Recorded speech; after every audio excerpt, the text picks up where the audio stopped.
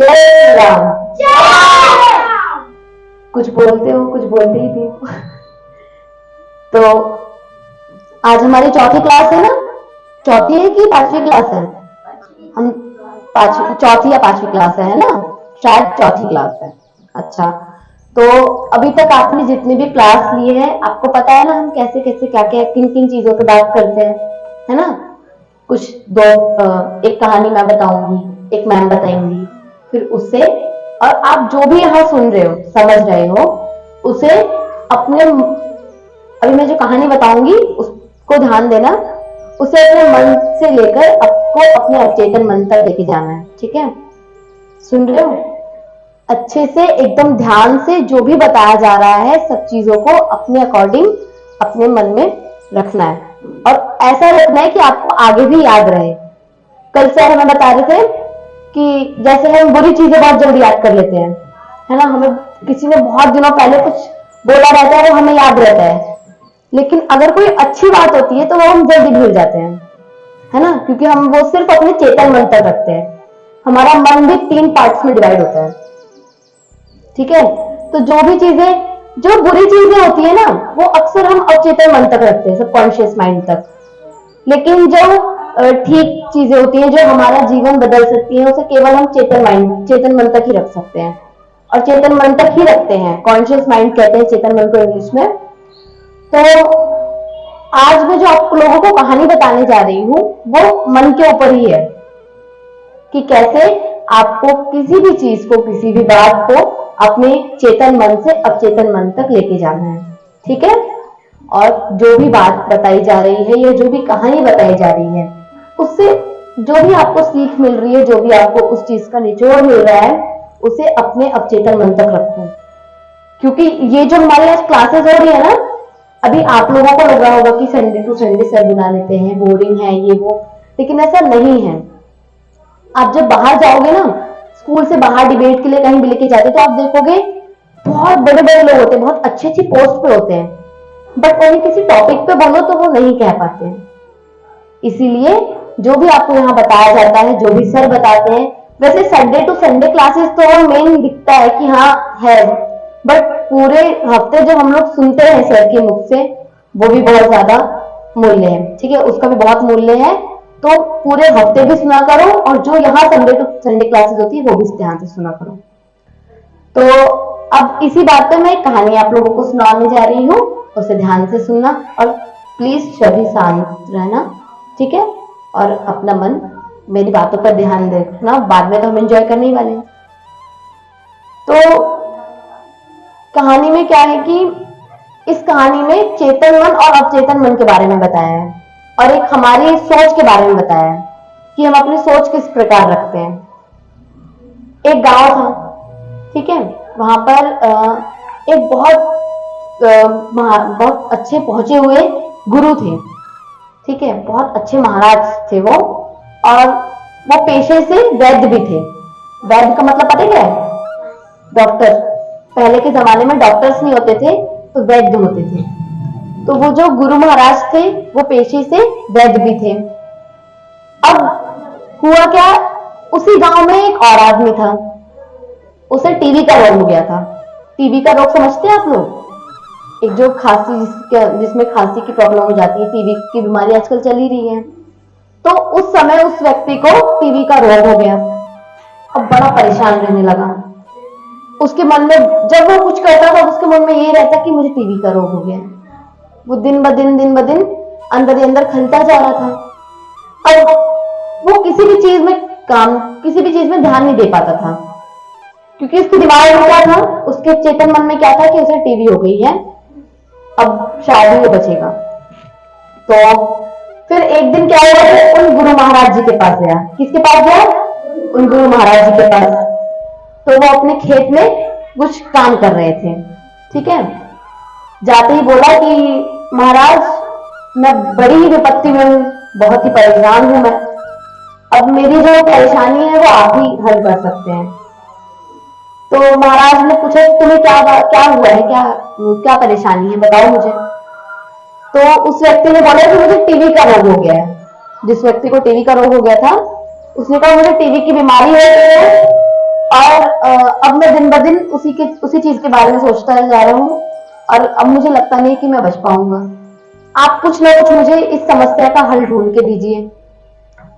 महाराज जी ने क्या किया कि वही पास में पत्थर पड़ा था, ठीक है, खेत में पत्थर पड़ा था, तो उस पर महाराज जी ने कुछ दवाई का नाम लिख दिया। औषधि बोलते हैं शुद्ध हिंदी में दवाई को, तो दवाई का नाम लिख दिया और बोला उस व्यक्ति को कि जाओ और इसको थोड़ी थोड़ी मात्रा में लेते रहना, मतलब थोड़ा थोड़ा लेते रहना सुबह शाम, ठीक है। अब महाराज जी ने क्या लेने का बोला, जो पत्थर पे दवाई लिखी हुई थी उसको लेना था। अब उस व्यक्ति की समझ क्या थी कि वो जो पत्थर दिया है उसे ही थोड़ा थोड़ा थोड़ा थोड़ा लेते रहना है। हुआ क्या, वो बेचारा उठता, उस दवाई का थोड़ा सा टुकड़ा लेता, फिर वही करता।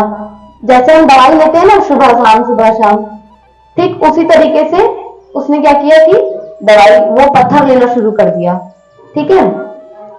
अब सोचो कि वो पत्थर खा रहा था, एक्चुअल में वो पत्थर ग्राइंड कर रहा था, लेकिन तब भी स्वस्थ था। हम अगर जानबूझकर मट्टी खाते हैं, पत्थर खाते हैं, हम क्या सोचते हैं हमारे पेट में कीड़े हो जाएंगे, हमारा पेट दर्द होगा, ये वो है ना। लेकिन उसने अपनी समझ से क्या रखा था कि ये पत्थर ही दवाई है, डेली उस दवाई को लेता, डेली। अब कुछ दिनों बाद, 1-2 महीने बाद दोबारा आया महाराज जी के पास। उसने बोला महाराज जी मैं तो बहुत स्वस्थ हो गया हूं, एक बार मुझे और दवाई दे दीजिए ताकि मैं पूरी तरीके से स्वस्थ हो जाऊं। तो महाराज जी ने कहा कि वो जो मैंने तुम्हें दिया है वो कहाँ है। तब उसने कहा वही तो मैंने ग्रहण किया है जो आपने मुझे दी थी। तो वो गुरुदेव समझ गए कि मैंने जो दवाई लिख कर दी थी इसे वो तो नहीं खाई, लेकिन उसने क्या किया, वो पत्थर तोड़ तोड़ के खाना शुरू कर दिया। अब गुरु महाराज जी ने क्या किया, उसे बताया ही नहीं कि मतलब तुम्हें पत्थर नहीं खाना था, वो जो दवाई पे लिखा हुआ था वो लेके खाना था। उन्होंने बताया ही नहीं। उन्होंने कहा ठीक है, उन्होंने दोबारा एक पत्थर लिया, उस पर लिख दिया, ठीक है, एक और मंत्र, और दे दिया उनको कि लो ये और खाना। अब वो खाते खाते सोचो वो स्वस्थ हो गया एकदम, उसका जो रोग था वो भी खत्म हो गया। क्यों? क्योंकि उसने अपने चेतन मन में क्या बिठा रखा था कि वो ठीक नहीं हो पाएगा, है ना। हम जो भी अपने चेतन मन में बिठा लेते हैं, अवचेतन मन में बिठा लेते हैं ना, जो भी सबकॉन्शियस माइंड में, वो ही हम करते हैं। तो उसी जैसे उसने सोचा कि ये पत्थर ही मुझे ग्रहण करना है ना, तो उसको वो स्वस्थ भी हो गया। उसने अपने अवचेतन मन में बिठा लिया था कि ये इस पत्थर को ग्रहण करने से मैं ठीक हो जाऊंगा, और वो ठीक भी हो गया।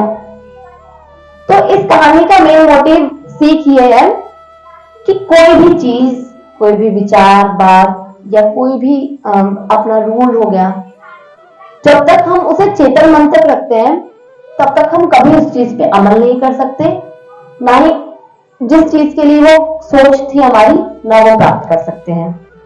जब तक हम अपने अवचेतन मन में नहीं उठाते हैं कि हाँ हमें एक चीज करनी है, जब तक कहते हैं ना ठान लो किसी चीज को, तो ठानना कहाँ पे है, अवचेतन मन में, ठीक है। ताकि जो भी बातें हैं, विचार है, जो भी पढ़ाई से लेकर कुछ भी अच्छी चीज, बुरी चीज अवचेतन मन में हमेशा रहती है। किसी ने आपको थप्पड़ मार दिया, आपको याद रहेगा उस दिन उस व्यक्ति ने मुझे थप्पड़ मारा था, तो वो कहाँ रहता है, आपके अवचेतन मन में। उस दिन इसने मुझे थप्पड़ मारा था, मैं तो नहीं बोलूंगा इससे। और कितनी सारी बातें हमारे आगे होती रहती हैं कि शिक्षा ही मुख्य चीज है ना, विद्या ज्ञान ही परम होता है। ये सब चीजें हमारे चेतन मन तक बैठी रहती हैं, हम कभी इन पर अमल करना तो छोड़ो, कभी सोचते भी नहीं है। सोचा कभी किसी ने?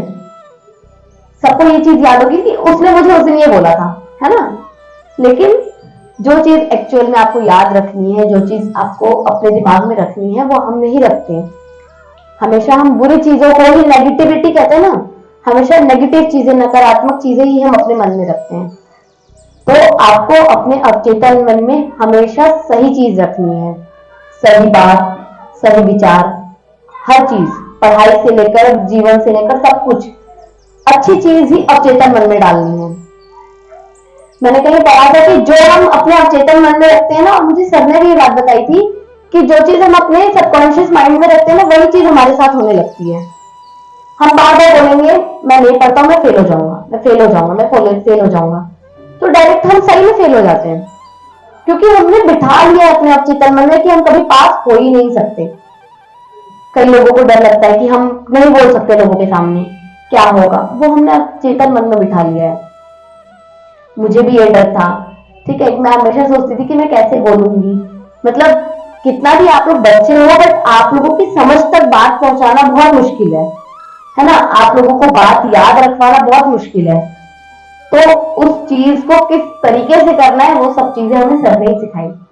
तो मैं चाहती हूँ कि इसमें जो कहानी में मैंने निचोड़ समझाने की कोशिश की है कि हर अच्छी बात, अच्छा विचार, पढ़ाई, हर चीज अपने अवचेतन मन तक रखना है, क्योंकि जो चीज आप सोचोगे वो चीज आप अमल भी करोगे।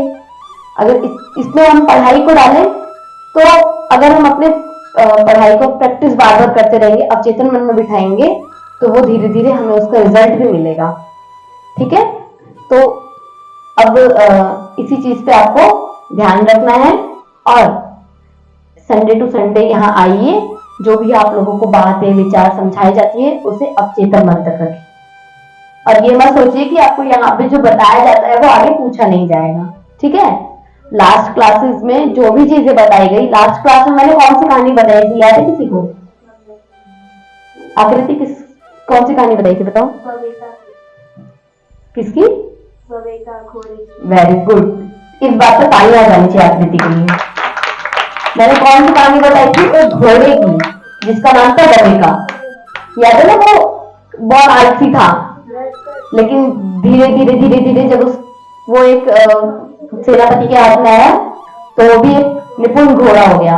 और जब क्या था उस कहानी में कि जब वो युद्ध भूमि में उतरता था तो सब लोग थर थर कांपने लगते थे। तो उसी तरीके से जो भी बातें विचार समझाई जाती है हम लोगों के द्वारा या सर जी के द्वारा कुछ भी बताया जाता है, तो उसे बोरिंग मत समझो। ठीक है, ये मैं रिक्वेस्ट कर रही हूँ कि यहाँ जो भी बताई जाती है, हम भी जो भी आप लोगों के सामने बोलते हैं ना, ये हमें सब सर जी बताते हैं। तो अपने पास भी ऐसा कुछ रखो कि अगर 4 दोस्तों में 4 दोस्त फालतू की बात कर रहे हैं ना, तो आप कुछ अच्छी बात रखो।